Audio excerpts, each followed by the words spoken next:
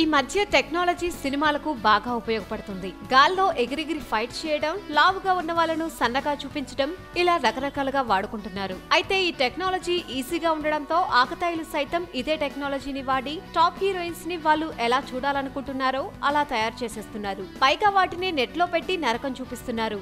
వాటిని చూసిన చాలా మంది అవి నిజం అనుకొని వాటిని ఫ్రెండ్స్ తో షేర్ చేస్తుండడంతో అవి ఆయా హీరోయిన్స్ కి చాలా ఇబ్బందిగా మారాయి. ఈ మార్ఫింగ్స్ తో ఎక్కువ తలనొప్పులు ఎదుర్కొంటుంది సమంత.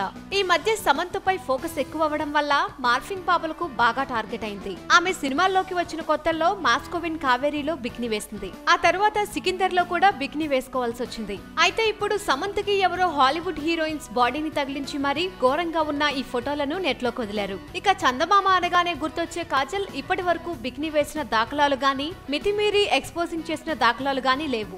ఆమెని అలా చూడాలని తప్పించే వాళ్ళు చాలా మంది ఉండి ఉంటారు. అందుకే ఆమె కూడా మార్ఫింగ్ కింగ్స్ కి మెయిన్ టార్గెట్ గా మారింది. అయితే ఈమె మార్ఫింగ్ ఫోటోలు మరీ దారుణం. ఎద సంపద బాగా ఉన్న బికినీ ఫోటోస్ కి కాజల్ తల అంటించి సిగ్గుతో చచ్చిపోయేలా డిజైన్ చేశారు. ఇక శ్రేయ సంగతి అయితే చెప్పుకోవడానికి కూడా దారుణంగా ఉంటుంది. ఏకంగా ట్రాన్స్పరెంట్ అండర్వేర్స్ తో ఆమె ఫోటోలను మార్ఫింగ్ చేశారు.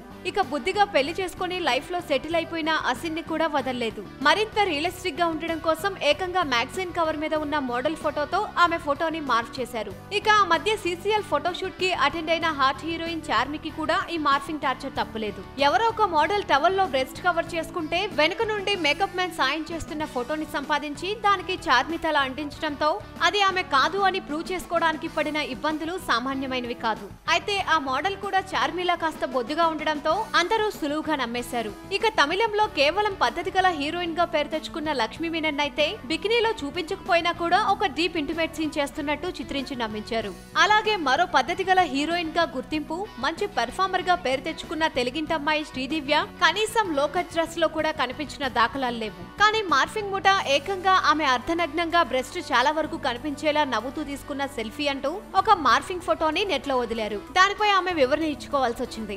ఇక వెండి తెరపైనే బోల్డ్ గా కనిపించే రాధిక ఆప్టే పరిస్థితి అయితే మరీ దారుణంగా తయారైంది. ఏకంగా పోర్న్ స్టార్ ఇమేజెస్ ని ఆమె తలకు తగిలించి ఆమెపై ఆమెకే విరక్తి కలిగేలా చేస్తున్నారు. అలాగే పద్ధతిగా చూపులతోనే మాయ చేసే అనుపమ పరమేశ్వరన్ అయితే పంజాబీ డ్రెస్ లో కింద ప్యాంట్ వేసుకోకుండా వచ్చింది అంటూ రెడ్ రౌండ్స్ చుట్టి మరీ పబ్లిసిటీ చేశారు. ఎప్పుడైతే శ్వేత బసుపై ప్రాస్టిట్యూషన్ ముద్ర పడిందో అప్పటి నుంచి ఆమె ఇమేజెస్ కి ఫుల్ డిమాండ్ వచ్చింది. అంతే, ఎవరో బ్రోతల్ కేసులో పట్టుబడిన వీడియోలోంచి ఫోటోలు తీసి ఒక రేంజ్ లో వాడారు. ఇలా ఈ మార్ఫింగ్ ఫోటోస్ తో హీరోస్ ఇబ్బంది పడిన సందర్భాలు కూడా అనేకం ఉన్నాయి. ఈ మార్ఫింగ్ అనే ప్రక్రియ మంచి కంటే చెడుకి ఎక్కువగా వాడుతున్నారు. దీనివల్ల ఆయా వ్యక్తులు ఎంత బాధపడతారో ఒకసారి ఆలోచించి ప్రవర్తిస్తే మంచిది.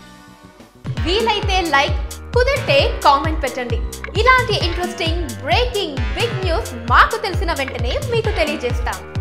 దీనికి మీరు చేయవలసిందల్లా ఇక్కడ కనిపిస్తున్న సబ్స్క్రైబ్ బటన్ ని నొక్కి సబ్స్క్రైబ్ అవ్వండి.